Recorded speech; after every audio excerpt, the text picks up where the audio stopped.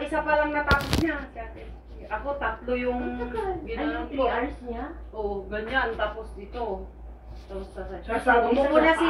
Sasabi ka sa cellphone niya, no? Hindi, ikaw isa-isa naman.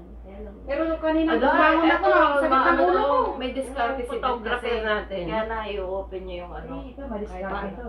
Ano yung kamay lang. Setting, calm. Yan mo, setting, calm. Yan yung makalimutan ko. Dalawa pa yung ganyan ko.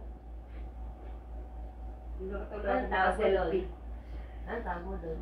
O kasi ang dami mong pinapag-upa. Ikaw talaga! Boss! Ang dami Boss kong nga pala. Ang dami kayo nagpa-pirate dyan. Kinukopi siya sa abroad. Chinelas ko. Hindi ka rin niya iiwan. Ay, hindi aalis yung tao. Hindi na nga ako nag-asawa. Bakit na? Hindi ko siya pwede iwan. Ayos na ako. Kasi gusto ko nang umupo.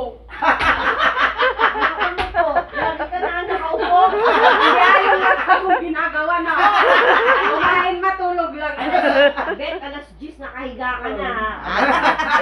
Siyempre, mabilis lang ako magtrabaho. O kaya nga, o 10 o'clock hanggang hapon, nakahiga ka na nun. O, ano pang ginagawa mo? Wala na. Siyempre, doon yan ako ngayon. Hindi kagaya nun, di ba? Ang dami mong isipin. Sa school. Kasi hindi niya anak mo. Ngayon, wala na. Ay, ikaw ka rin yun. Nagsundo Lahat. lahat. 3 bata. Buti na lang. Pati aso pa. Hindi, wala pa. Alay din Aso. sa Ngayon lang nawala ako. Ay, kung wala siya. Tapos nung batas yung mga anak nila, no? May tayong ako na mga baganyan, no? Kasi ang kukulit yung mga lalaki.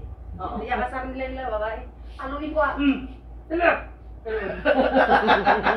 Yung payong na mahaba na gano'n, ilalagay ko lang dito eh. Kasi 3 na yung bag ko.